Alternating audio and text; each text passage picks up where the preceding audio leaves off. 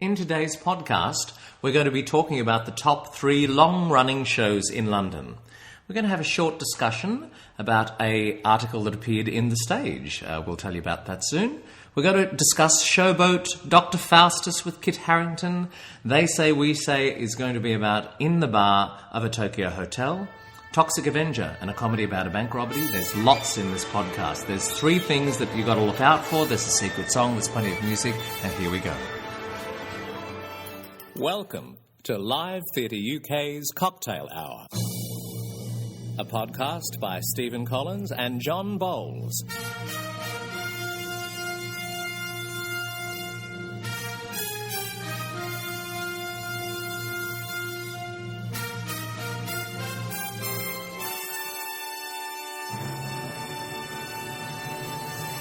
Two lifelong friends. Loads of experience. We love theatre and have lots to say. So, pour yourself a drink and let's get started.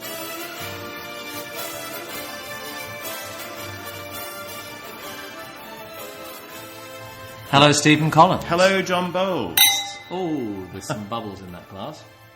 And they're going right up your nose. I can see them. Indeed. Welcome to podcast number 11. 11. For Live Theatre UK, the Cocktail Hour.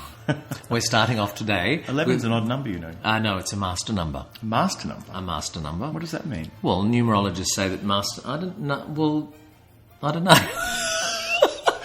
11 and 22 are both... I don't know what it's meant to mean. Does it mean you have to be a master on the day that it's 11? Everything about my name and everything comes up as 11 and 22. Funnily enough. Not everything's coming up roses, everything's coming up 11. Do you know what is really weird? Is that... It's really weird we're having this conversation. Yes, it is, because it's got nothing to do with theatre. Anything. But the houses I've all lived in all come to 11.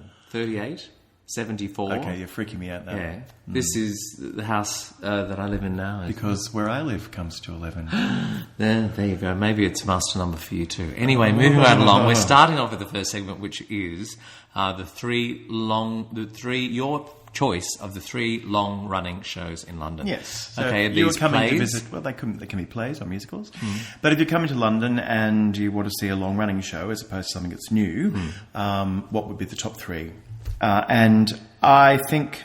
Because this changes all the time, depending upon casting and just whether a production gets stale. They can be very different, can't they? Yeah, they can be. Even seeing the same show 2 weeks apart, you can get a quite different experience, which is part of the magic and joy of theatre, of course. And, I mean, I guess there were people who were at Funny Girl a couple of weeks ago who got an entirely different experience from everybody else. Not to mention the people who being went... mysterious. I'm because not being mysterious Sheridan Smith wasn't at her best. Well, I don't know what happened, but according to the reports, there was discussion of slurring and bottom pinching and on stage. And the curtains came down. Oh. And it was the same week, I think, that the curtains came down for Dr. Faustus because the front of house toilets were blocked. But a friend of mine who was there, a friend of ours who was there, got a photograph with Kit Harington, who I think gets full marks for going out with posters. He signed posters, and he had... He seems like a very gracious man. And he was a good actor too. We'll get to that in a minute. So what's your number 1 of the long-running? Beautiful, which I think is a wonderful musical. I'm glad you say that, because I love that show. It's a really good show. Great cast. They work really hard. They sing really well. Great the score's song fabulous. list. And it works just fabulously as a piece of... no-holds-barred, old-fashioned entertainment. What I loved about that too is that the way that some of those parts were written, you know, the 2 supporting roles, they're written so that those people can really shine. Yes, you know, and it's good writing. And they do, yeah.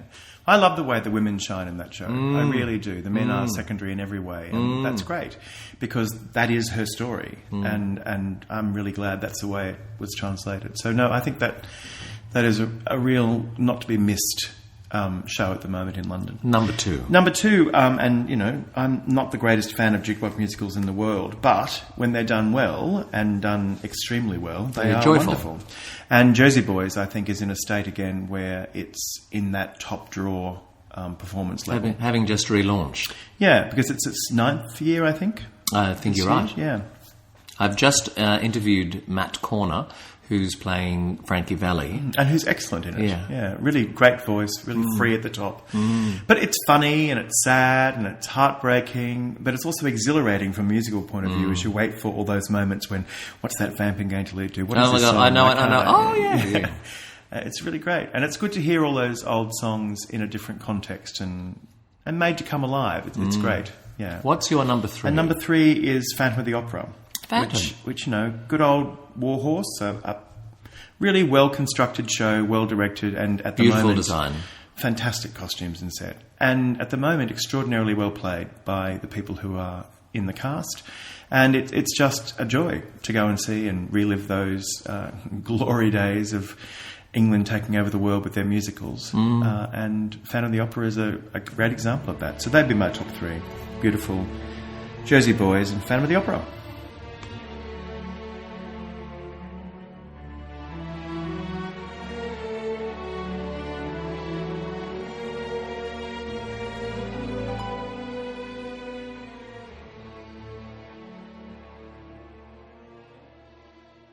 That, of course, is the music from it was the overture of, I love that piece of music, from Sunset Boulevard. Yeah, it's good, isn't very it? filmic, isn't it? Yeah. It does make you feel like you're watching an old-fashioned black and white film.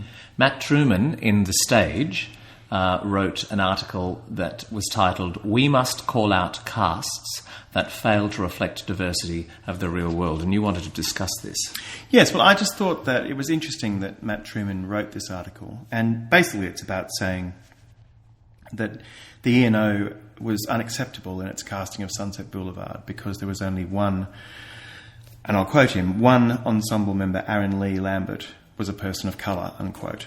So his argument is that it's unacceptable for an organisation like the E&O and for a production like Sunset Boulevard to only have one member of the cast who wasn't white. Now, I'm all for diversity, and I truly believe that non-white actors should be given every chance and every encouragement to develop their craft, to have work, and to do great work. I think that's a great career. Critical, and absolutely, without question, I'm behind that 100%. How we get to that point, how we get to the point where diversity is everywhere on stage and we have an accurate reflection of life, I don't know. May I just say that the setting for Sunset Boulevard doesn't reflect anything about my life. No, that's right. And that's a key thing for me. You've got to take each production in its own terms, I think. And of course, the counter to Matt's argument is that if you go and see a production where everybody is not white, well, that's not diverse either. Because then your society is not being reflected in an all non-white production. But nobody objects to that. And why should they? No. Because it's perfectly okay for there to be casts where there are no white performers, just as I think it's perfectly okay for there to be casts where there are no non-white performers. It just depends upon the play, and it depends upon the course of conduct and the context of the actors and directors. Casting, I mean, if some actors say, I'm not working with people who aren't white, then that's a problem. They need to that's be called a real out. Problem. If that's the case, they need to be called out. If there are directors who say, don't show me any people who aren't white, they need to be called out. If there are producers who say, I won't put a show into the West End with a non-white person in the lead, Nell Gwynn, then they need to be called out because that's not acceptable. But I don't think it's okay, especially when, in our society, if you look around, 49% of the people are men and 51% are women. So on this theory, every time you go to the theatre, you should see shows that have half men and half women in them. And we don't have that. No. And nobody's clamouring about that. No. I mean, happily, some of our senior actors who are female are being very vocal about it now, and good on them, I say. And also about the pay yeah, the differences, because it's ridiculous. Why should a man be paid more than a woman for anything? It's just ludicrous. People should be paid equally. And people should have equal chances. But the point of this article that worries you is that he's calling out the E&O when he's not actually... Well, I don't think you can call out one company and one organisation on one occasion when there are, at the same time that production is playing in the West End, a myriad of other productions which don't have non-white people in them. Then you could argue have a better opportunity to put it... Which have lots of non-white performers in them. So just picking on this one production is not talking about the whole of the West End. No. And if you're going to pick on Sunset Boulevard and the E&O, why aren't you picking on the shows he mentions, which are Cleansed and How the Other Half Loves? he mentions them, but he doesn't say why he's not calling them out. I don't really understand why he's not calling them out. And then there's things like the comedy about a bank robbery. Absolutely no reason in the wide world why one or more, half that cast couldn't have been played by non-white people. But they're not. But no one's calling them out. And I guess what I'm saying is that the question about diversity in the theatre is a very complex one. And it's critical that everybody who has a voice about theatre recognise the fact that we need to move from a world where the default position is all white to a position where it's what's appropriate, where colour is not a consideration. You cast the best people and they do the best work, and it works for the theatre and it works for the art form. If you do it any other way, if you cast people because, this is a cast of 14, we've got to have 7 people who aren't white. If you do that, then you change fundamentally the way theatre is made and affect its durability as an art form. I used to dream that I would discover the perfect lover someday. I knew I'd recognize him if ever he came round my way. I always used to fancy then he'd be one of the godlike kind of men, with a giant brain and a noble head, like the heroes bold in the books I've read. But along came Bill, who's not the type at all. You'd meet him on the street and never notice him. His form and face, his manly... That is a good voice. Oh, she's fantastic, isn't she? She just has one of those extraordinary, beautiful voices which comes alive. Yeah. And the thing, listening to it again, the thing I like most about her is that she's not a safe singer. You're not going to get the same performance of the song every time she does it because she's willing to play with a phrase. It's a reading. It's a real performance of the piece. And she's astonishing in this Showboat. Really astonishing. A Showboat which is, of course, a triumph of diversity casting. And all of the non-white actors in it are sensational, really good. In fact, the whole cast is sensational, but it's quite a big call to get somebody who can sing Old Man River and play the love affair with Queenie. And in Emmanuel Kojo, Daniel Evans has just unearthed gold. He is fantastic. His voice is remarkable. And when he starts the show by singing coloured folk work on the Mississippi, your skin crawls thinking about the words that he's talking about. But the voice is so beautiful and his presence is so strong and complex because you can see his anger and his pain and his submission all at once in everything he does. And the conflict in him too, the parts where the character might not be quite so good, being a bit of a drinker on the side and, playing a silly bugger. But he's a good, strong character, and the relationship between he and Sandra Marvin, who is just sensational, really fabulous performance from her as Queenie. Their relationship throughout is quite beautiful. And, of course, it's really the only relationship in the show that really works. All the the white characters have tragedy. Or in the case of Captain Andy and Parthy, a very strange relationship. But it's nothing like as solid and secure and full of love as the one that Joe and Queenie have.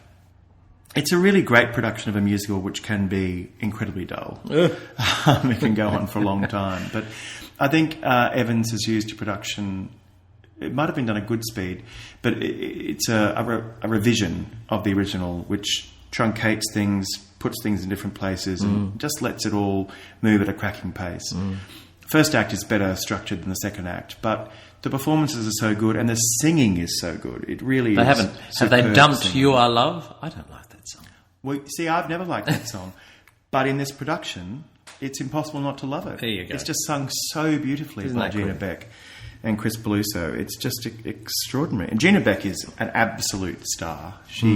She has a voice like Rebecca Traherne's, but your proper soprano right at the top, whereas Rebecca Traherne has those fabulous claret tones to her voice and the smoky intensity that she can bring to it, the sensuality of it. I can't wait to see it. Gina Beck is this bright, blooming flower that just bursts. In the old school of... And so when soprano. she sings the song you don't like... Yes.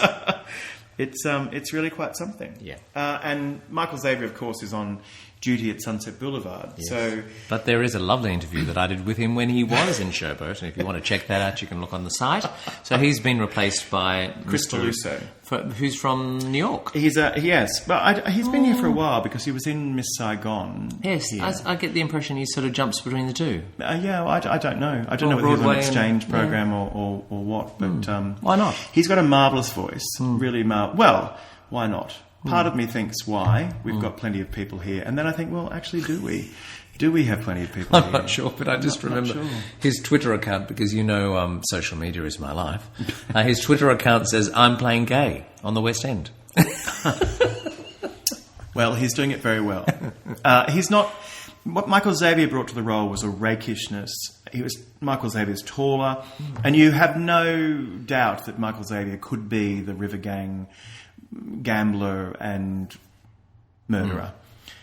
That's not quite so sure with Chris Peluso, but he does have a remarkable voice, and so when he sings with Gina Beck, that is absolutely transcendently magical. And he makes all of it work, and he's quite funny as well in different ways from Michael Xavier. But no, I really enjoyed it, and I think Malcolm Sinclair as Captain Andy brings a sense of cohesive joy to the whole thing. He's a proper old rat, river rat, and good fun. He's very good fun. I'm so excited. It's really worthwhile. It sits beautifully in the New London Theatre. It's very comfortable, and you get the sense of the sprawling nature of the times. But Rebecca Traherne, Sandra Marvin, and Gina Beck are just three goddesses of the musical theatre who are having a marvellous time. They deserve a clink. And Daniel Evans's work is outstanding and bodes well for a very good time in Chichester.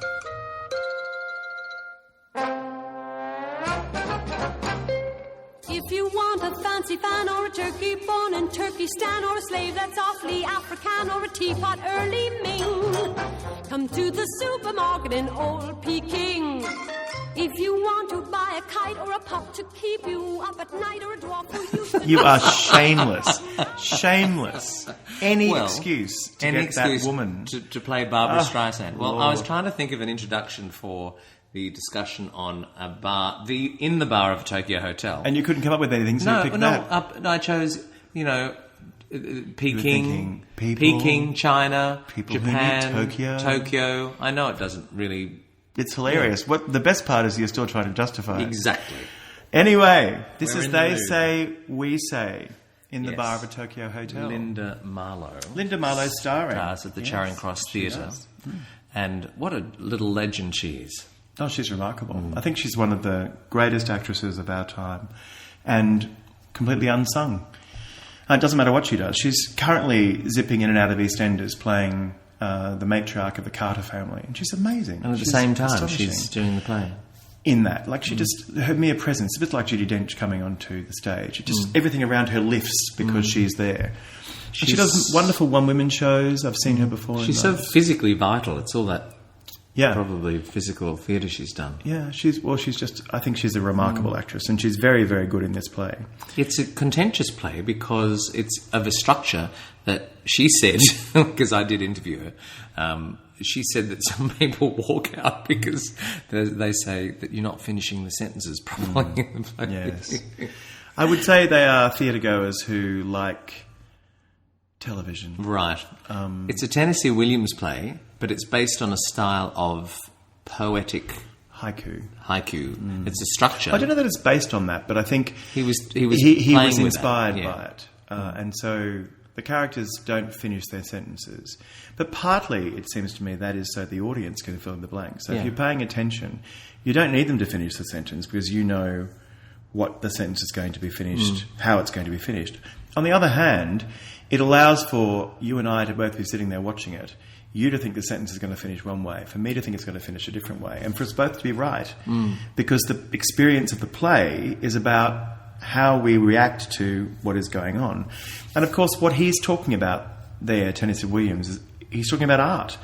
And, you know, it's no coincidence that the male character that Linda Marlowe is married to is an artist who's going through a new phase of his life that they don't understand. His art dealer doesn't understand, his wife doesn't understand, that he's gone mad. But he's making new art. And so Tennessee Williams is kind of looking at new art and making it in this play, which is about the making of new art. So and leaving us to fill in the gaps, yeah, so I to think speak. he was kind of ahead of his time, really. And I think he was experimenting in ways that... You know, people often talk about Shakespeare's plays at the end of his career being experimental and him playing with form. And I think this is Tennessee Williams doing pretty much the same. And for my part, I really enjoyed it. I found it gripping. And Linda Marlowe, makes the whole thing hypnotic. And she's really quite remarkable in her role. And the design of the set sitting in that space worked so well. Yes, no, it's great. The sight lines for the audience and it's a beautiful set. Yeah. It transports you there to this bar. And it feels like a bar you've been to in some great hotel somewhere. It's got that kind of... back in the day. Vacant sense about it. But you can also have the sense that there are people nearby who might intrude at any time. So it's both alive and dead, and I quite liked that. And the bar is a very big presence, and the barman is a big presence, and that works very well, I think. Now, this is our They Say, We Say segment, where we discuss what various critics have said about certain things. At the stage, Paul Vale says, Robert Shavara's thoughtful, cohesive production negotiates the complexities of Williams' dense script with insight, but it remains a difficult pill to swallow. The stilted dialogue and awkward gear changes jar noticeably, and while it's sage to compare Williams' artistic struggle with that of Marx, as his art dealer friend observes, experimental work is not always meant for exhibition. Ooh. Yeah, I think that's pretty harsh. Because I think this is a play which, frankly, if some wunderkind had written now, everybody would be falling over themselves about. It's and almost saying like how wonderful it is. But because it doesn't conform to the notions of what a Tennessee Williams play is, it's they our go, problem. I don't. This is not right. Well, actually, it's just as much a Tennessee Williams play as Streetcar Named Desire. So why look at it any other way? I mean, I understand that people could find it challenging, but I think that's because they come to it expecting it to be a Tennessee Williams play of the main category that they know so well. Yeah. And this is not like that at all. It's quite different. It's a bit like comparing A Winter's Tale to Romeo and Juliet. They don't have anything in common, but they're written by the same person. What's on stage, Jane Kemp says, shambling, rambling Mark is played with gusto by David Whitworth as a man pushed to his limits by the agony of his work and the indifference of his wife. The voice of reason comes with the arrival of Mark's dealer Leonard, given a cool assurance and a welcome sense of decency by Alan Turkington. Yeah, I find that quite remarkably kind.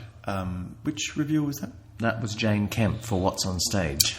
Because I thought David Whitworth was terrible in the role and made nothing of it. And in fact, it was really uncomfortable watching him because he just didn't seem to be in the same play as everybody Linda, else. Yeah. And then the character of the gay art dealer friend, played by Mark Turkington, Alan Turkington, he didn't do anything for me either. And I think he's really there to do the thing which Jane Kemp talks about. But at least on press night, there was no sign of that work from Turkington. So I think both those performances need to work harder and better for the play to reach its potential. Yep. But if you look past those performances, I think you can see in the work of Marlowe and Koji, who plays the barman. I think they really do make it work. And they, for a fair chunk of it, have the most of the unfinished sentence bit. And at first you are not sure whether it's a language thing between the bartender that Koji plays or the woman that Marlowe plays, but then you come to realise, oh no, this is a thing in the play, and it's good, I think. It's Gary Naylor from BroadwayWorld.com. There's always an audience for the kind of misery attendant on people grown apart, and there's an acidity to the language and nuance in the acting that lifts this material well above a storyline in an upmarket soap opera. But, call me old-fashioned if you will, I couldn't warm to any of the characters. Miriam is a flirt, but she's a bully too. Mark is too far gone to allow us to see the person beneath his histrionics. Leonard is more interested in financing his coke habit than looking after his client.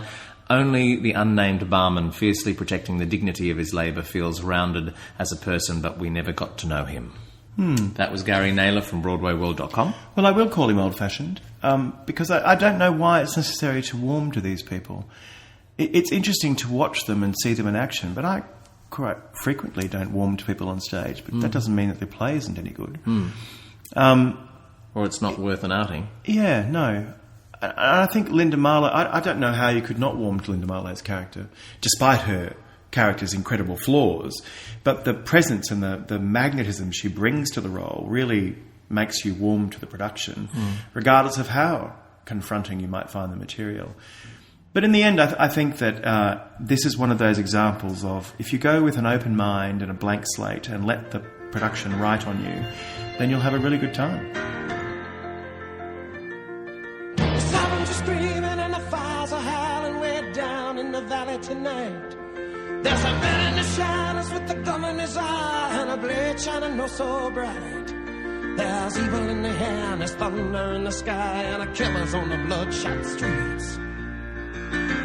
Oh, and down in the tunnel with a deadly horizon, oh, I swear I saw a young boy down in the gutter. He was starting to foam in the heat.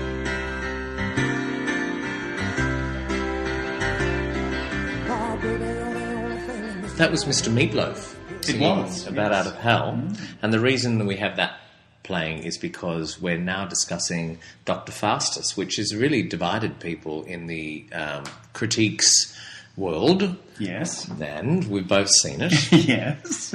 And you're looking at me as if you want me to say what I thought. Well, I am wanting to say what I thought. You know what I dropped off my bag at the cloakroom and I said to because it was in preview, and I said to the girl there, I said, have you seen the show? And she said, no, I haven't seen it yet. And I said, oh, okay. She said, it's not for everyone, you know.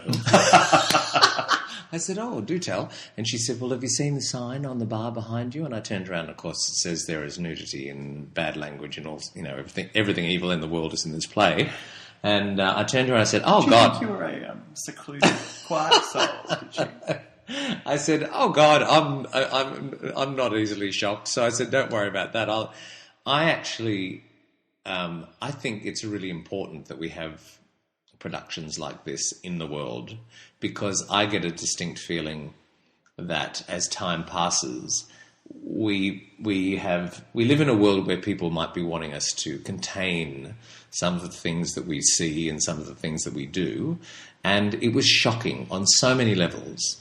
And I think we need to be shocked, and we need to be allowed to be shocked if that's what's required.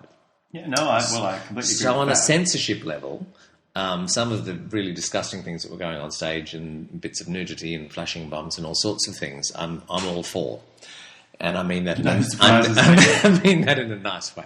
But on a more artistic level, I actually appreciated the fact that this play, which is about a man selling his soul to the devil, the director, Jamie Lloyd, sought to really illustrate to me what that was.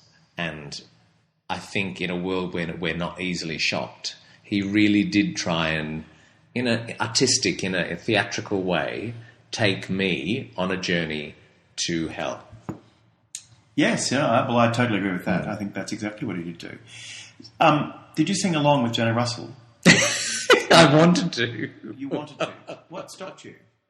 I think I was shocked that she was singing at all. Well, there was that. But I think... is everybody else around singing? No. Nobody was singing? No. Oh, because when I went... they were all singing. They were all singing. Yeah. She completely got them to sing along and karaoke with them. No, I think they're a bit shocked. No. Yeah. They're a bit reticent. Is this when they were all wearing the Kit Harington T-shirts? No. The Kit Harington T-shirts that they all wore on stage. I thought you meant the audience. No. I love that. Yes. I mean, it's a lovely twist on the fact that he is playing this role and they used his celebrity as a... But that's the point, it seems to me. Yes. Jamie Lloyd has taken this play, which, curiously, people who are reviewing it regard with some sort of illustrious light, like it's a great tome. I don't think it's a particularly remarkable play. It's got one glorious lyrical passage, the face that launched the ship's speech, but apart from that, it doesn't have language which leaps out at you like Tamburlaine the Great does, one of his other plays that he's known for. And indeed, a week before I saw this production, I saw the RSC's production of Dr. Faustus in Stratford. And that was only 85 minutes, I think, and a very redacted production, quite dull in a lot of ways, but it focused on dualism, making Mephistopheles and Faustus two aspects of the same coin. So they're both dressed in the same when they come on stage. They look at each other. They do a sort of a mime thing where you see their reflections of each other, and then they each strike a match, and only one match lights, and that determination decides who plays Mephistopheles. The person who lights the match gets to play Mephistopheles, and the person who doesn't plays Faust. So, it's all about duality, which is interesting up to a point, but, This production of Dr. Faustus, though, was all about what are the circumstances in which you would sell your soul, and what would you want to get for it in exchange. And who would you want to be, and how famous. And yes, and so Jamie Lloyd's sitting there at his drawing board thinking, how am I going to do this? And he thinks, well, okay, maybe the best thing to do is to take one of the most famous people in the world and see what they'll do. What can I throw at them which is not going to be accepted by them as part of this journey? And so Kit Harington comes, and he's... everything that you could think of has happened. He's stripped, he's water-tortured, he's covered in blood and bodily secretions. He's offered feces to eat. He shoves a whole pizza into his mouth at one point. Yes. He's attacked in a shower and covered in blood. He is haunted by naked people. He's kissed by separate individuals against his will, with his will. He's somebody's having sex with him who he thinks is having sex with him, but it turns out to be someone else. And then he stabs and rapes the love of his life. So Kit Harington, the person, is put through a whole stream of things in exchange for being on stage in the West End and the star of a show. So Jamie Lloyd's conception of the whole production is about what the show is about. And I thought it was quite amazing, really. I don't pretend to understand every moment of it and what every moment of it meant. But in big, broad strokes, it was pretty clear what was going on. And it wasn't just Kit Harington. No, Jenna Russell was fantastic. She was fantastic, but she's made to sing for her supper.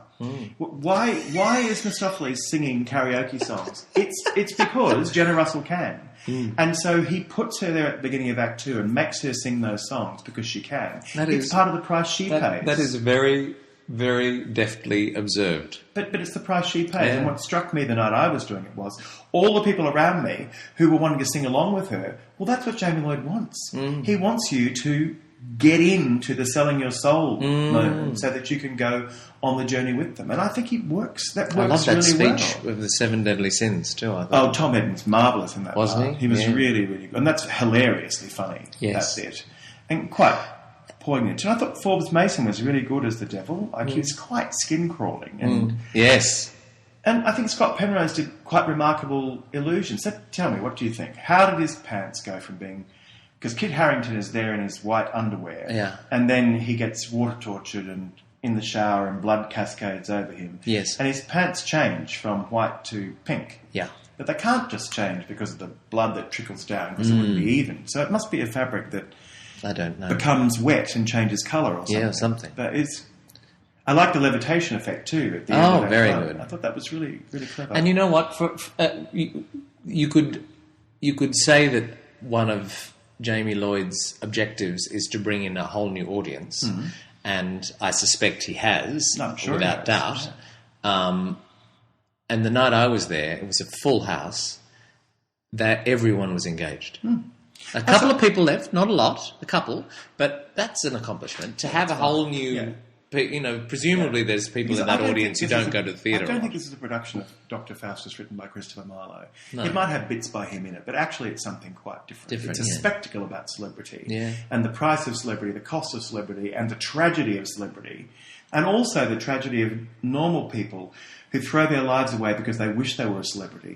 Because that's what Kit Harington's character starts out as. It's lovely to see him sitting while everyone's seating themselves on the edge of his bed, absolutely absorbed, but it's sort of that emptiness at looking at a computer screen, was it, or a TV screen? TV, it was TV, yeah. And you just got the sense of all those kids in the world that sit in their room on their own, becoming morons because they're not engaged in the world, and all they're dreaming of is exactly being Kim Kardashian. Yeah. So it is. It's a theatrical spectacle starting off with the play that is Dr. Faustus and using it as a springboard for all sorts of other... But all he needs really is the notion that somebody sells their soul to the devil and what the consequences are. I do have one hesitation about it, and that's the rape of Wagner. Yeah, that was pretty full on. Because it is pretty full on, and it's not needed, and I'm not quite sure why it had to happen. And so that's the one part I feel quite uncomfortable about. But that was the reaction perhaps he was wanting. Yes, perhaps that's right. But I'm not sure whether, even if that is the reaction he wanted, that's the right way to go about it. That's the one part of it that I found quite, the rest of it, the nudity and the feces and the vomiting up liquid, and I get all of that. That's all there for shock value, and but rape is a difficult and very, very awful topic. And Kit Harington was very good. Yeah, I thought he was very good. I thought he was very good. Yeah, he really kept the electricity alive, and when he sold his soul, you saw the change in him, and it was remarkable. And you saw him. That dance. They all did. I bet you liked the air guitar bit too. Yes. Yes, I thought you would. I thought that was very fun. The big Kit Harington I thought Jenna Russell was extraordinary. She was. Really extraordinary. And she... surprisingly good. Surprisingly in that you just wouldn't necessarily think of casting them together.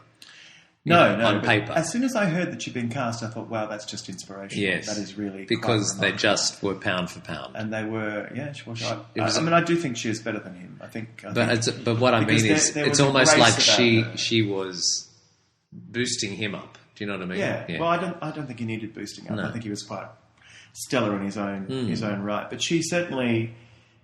Mistopheles can be the sidekick character, or he can be an equal, or he can be supreme.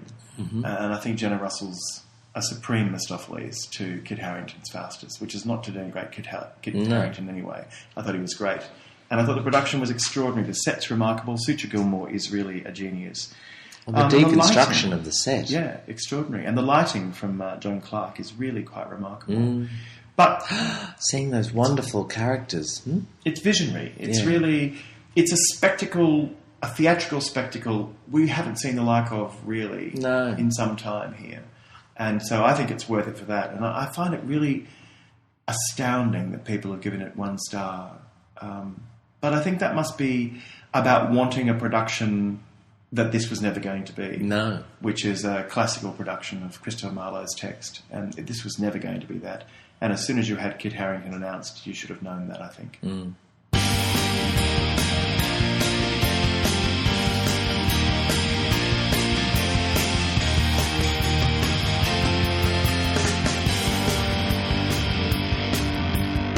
I hated you in grammar school. I hated you in high school. And if we went to college, I'd hate you there too. You're a bitch, you're a slut, you're a liar, you're a whore. Did I leave something out? Let me think some more. You're a tart, you're a tramp, you're as cheap as Debbie Moore. Let's all sing along to... You know the history of that song, do you? What? The song called Bitch, Slut, Liar, Whore? Yes, it's the deleted duet from The Sound of Music between the Countess and Maria.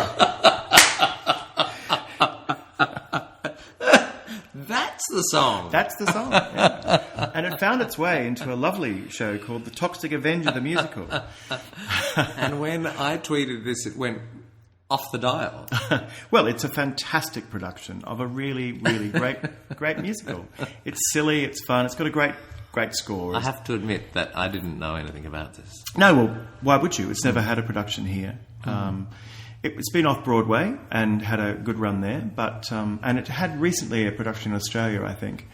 But it's not really had a production here. And this is one of those productions that I think is so good that you could pick it up and put it into a West End theatre, and with the right publicity, it would just run and run. It's just fantastic. Really hilarious. Stupidly funny in a lot of ways. And so... it's a small town, as they all are in comic books in America, a small town in America where there's this nerdy boy who's in love with the librarian. She's blind to him in that she's actually blind. She cannot see. And he discovers through her librarian skills that the baddie behind all the bad nuclear waste dumping that's going on in the town is the mayor. And when the mayor realises that he's onto her, she gets her goons to kill him by throwing him into a toxic dump waste drum. Of course. And he doesn't die. A bit like the Joker in Batman, he crawls out and suddenly he's got all these extra powers. So he's gone from being a nerdy boy to being super buff, like fake suit, big muscles, but a deformed head. So it's kind of like Beauty and the Beast in a way, because his head's terrible. His eyeball is hanging out of his eye in one part. But he's buff. But he's very buff. And so the blind girl likes his body a lot, but he won't let her touch the... See, it's quite silly. It's really silly, but it's really fabulous. It's a cast of 5. They play a lot of characters, and the 2 boys who are hilariously called White Dude and Black Dude in the program... Mark Pickery and Ashley Samuels are just sensational playing all these little small parts. And indeed, you get to a point where they are so good at what they're doing that you kind of don't care about the main storyline. You just want to see what they're going to do next. Yeah. And they come on and do these silly things. But that's not to downgrade Mark Anderson, who is fantastic as Toxie. Really fantastic. He's the nerd, then he's the super guy, but he's the super guy that's got a secret, and then he dies, and it's very sad when he dies, and he comes back to life, and it's even sadder that he comes back to life, and it's all very happy, and they have a Simba moment where they hold up their child at the end of the sun. And there are all these references to musical theatre all the way through it. It's just genius in its origination.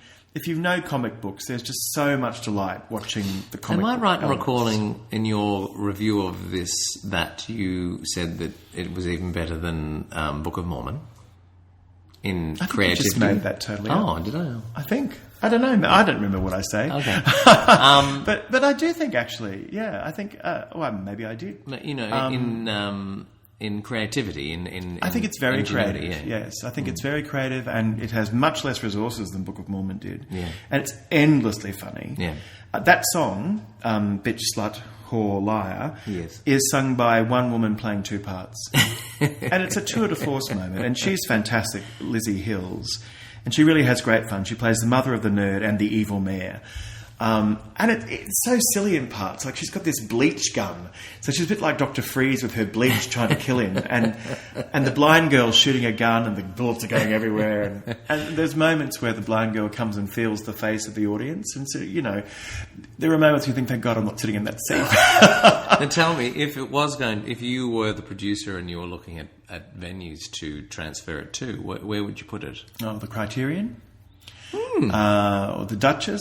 Criterion would be good, actually. Novello. Like, it just needs a smaller space where they can have fun. And would the set's fantastic. And would it remain the 5 actors? Or I think you don't need any more than that. You just need... Because that's part of its charm. You need the really good musical direction. Yes, it is intensely part of its charm. And it also fits the comic book thing where you get lots of different characters who are pretty much the same. Is it always done with the 5 characters? Yeah, I think so. I think it's always been done that way. It's a beautiful production in every way. The cast are first rate. The musical direction is great. The choreography is fantastic. They're really sensational work by Lucy Pankhurst. And the cast make such joy of it.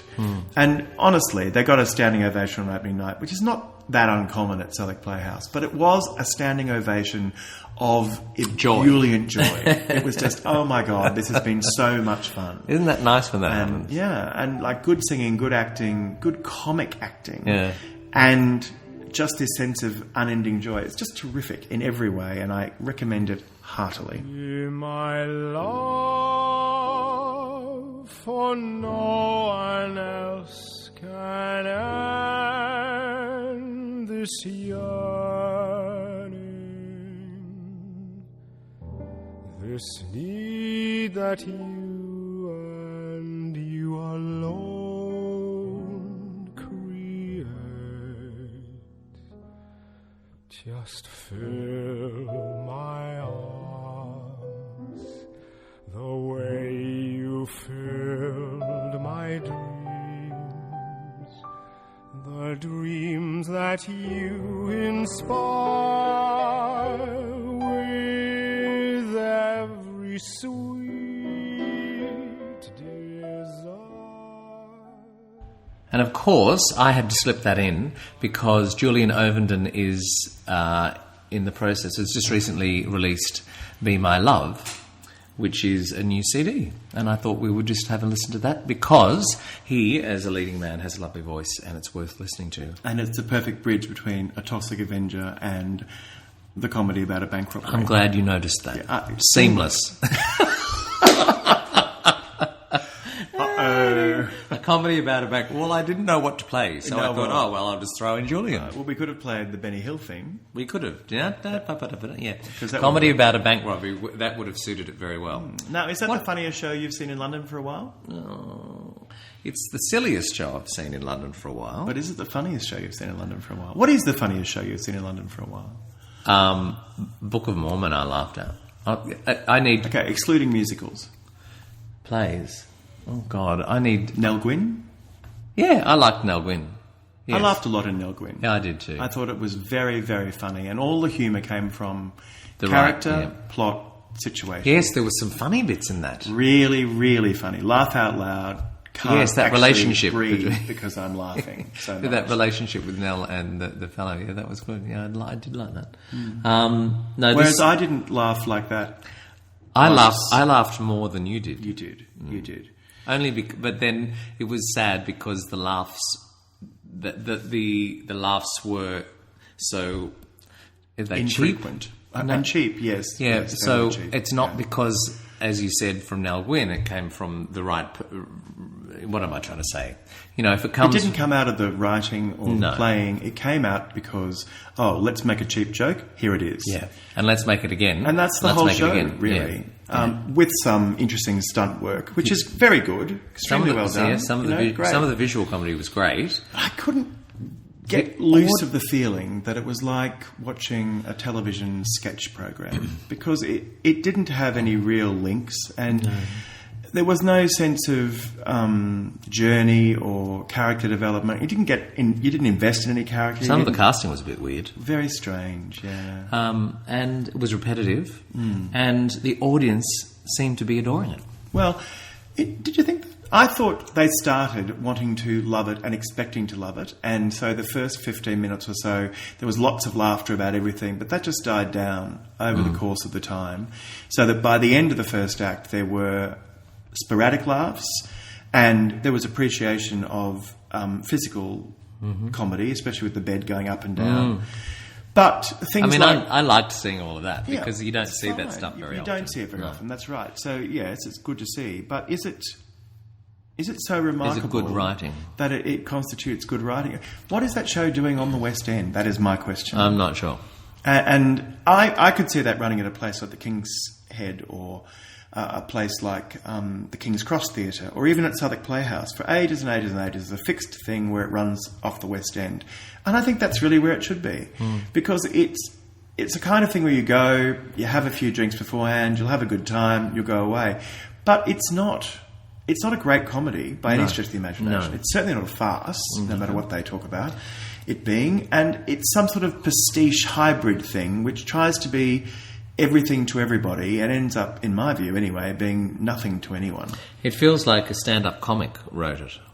Yeah, well, it feels to me like a whole group of people who've known each other a long time and got pissed together a lot write things which they find funny, and they find funny doing in front of each other, and they enjoy it. And good on them, great. I applaud their enterprise. But and the their man next to willingness me lasted about 15 minutes. Yeah, that's right. And he got up and left. And did a very comical stage exit. In fact, his performance leaving the theatre was so funny that I thought that he was part of the show. I thought he was getting up and drawing attention to himself because he was going to go up on stage. And so I was like, this is interesting. this is What's good. this? Wow.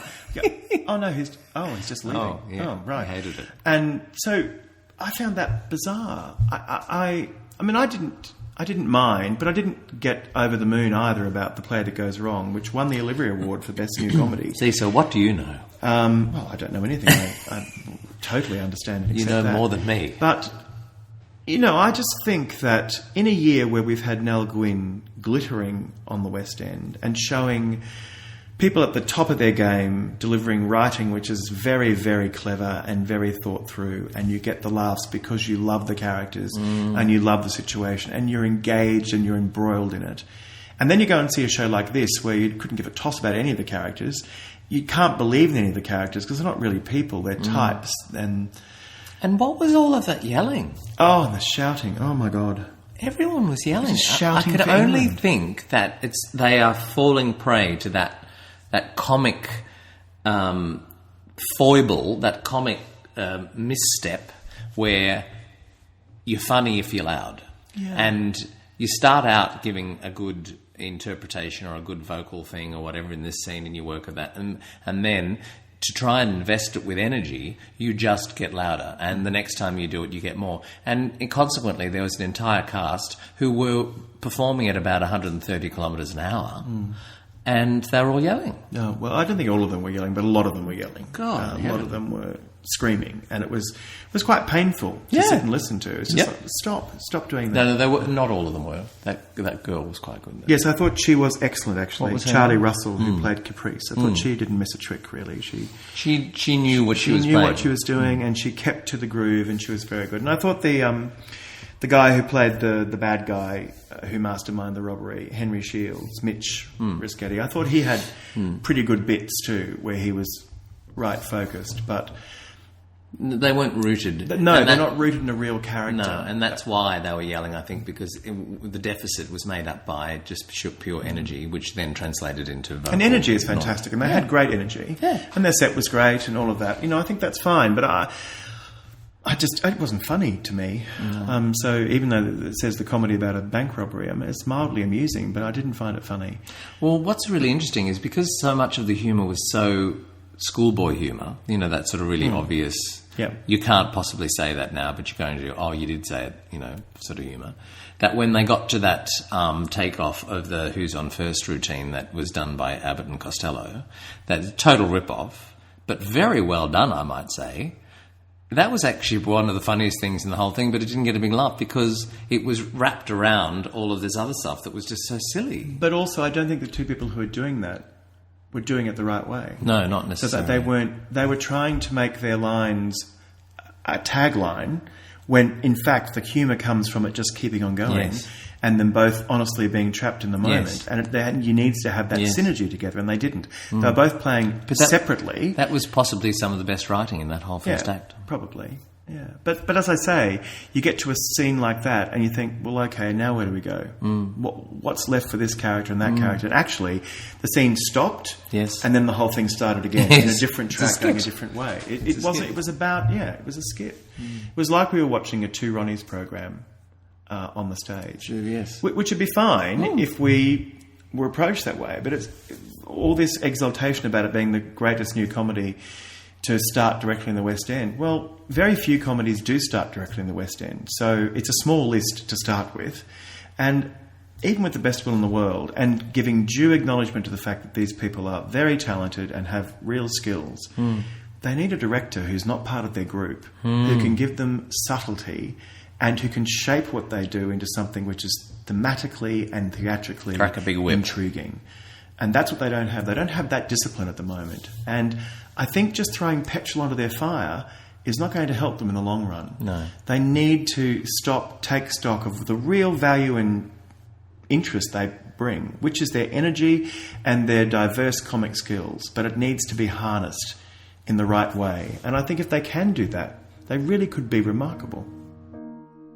You tore my heart out, my human heart out.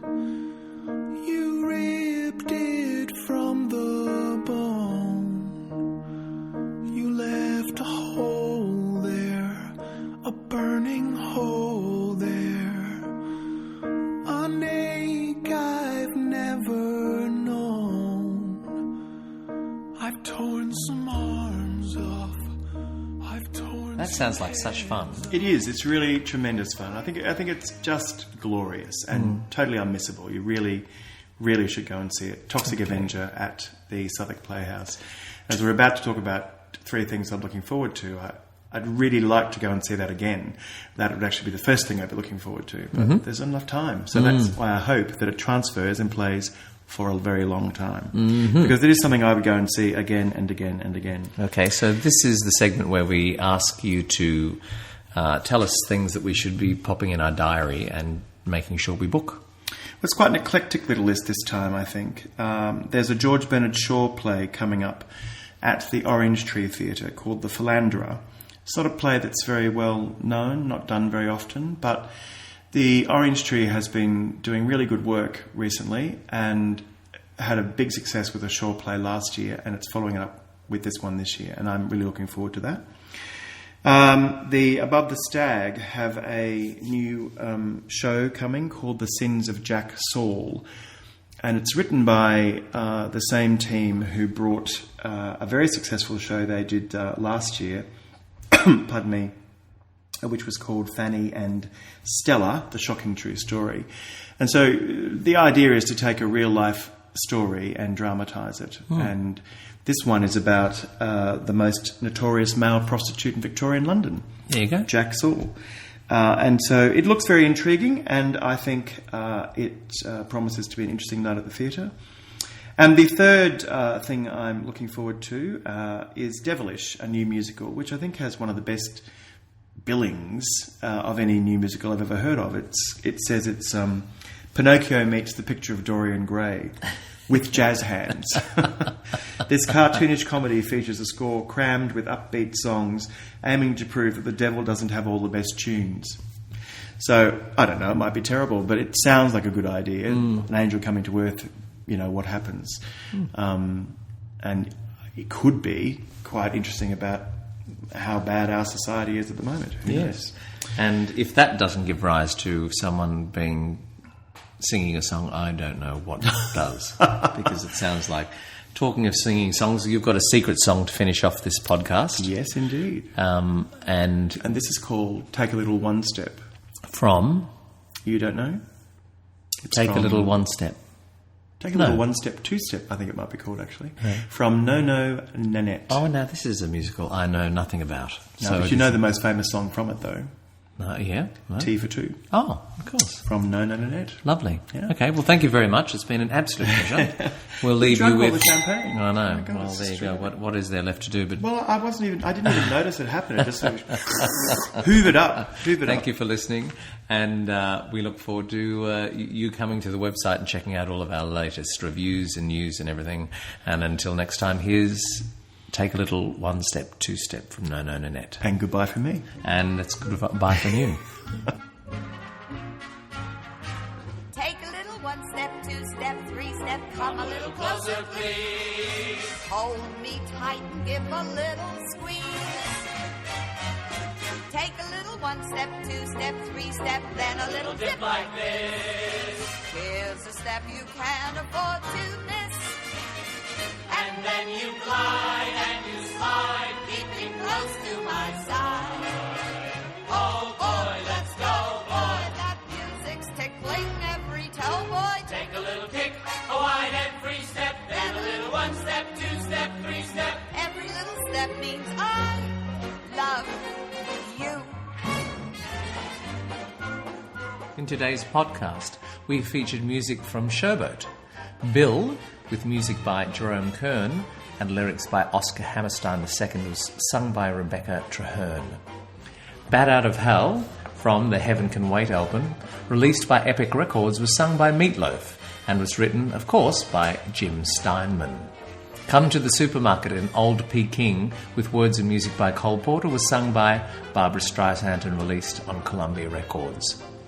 Julian Ovenden's new album is called Be My Love, and the song he sang in today's podcast was Be My Love, and it's released on East West Records.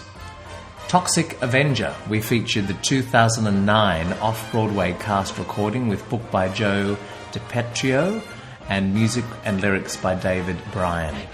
A Time Life recording, we played Bitch Slut, Liar Whore, and You Tore My Heart Out. And finally, Stephen suggested the secret song for today's podcast was from No No Nanette, with music by Vincent Yeomans and lyrics by Irving Caesar and Otto Harbach, released on Columbia Records. We are playing Take a Little One Step.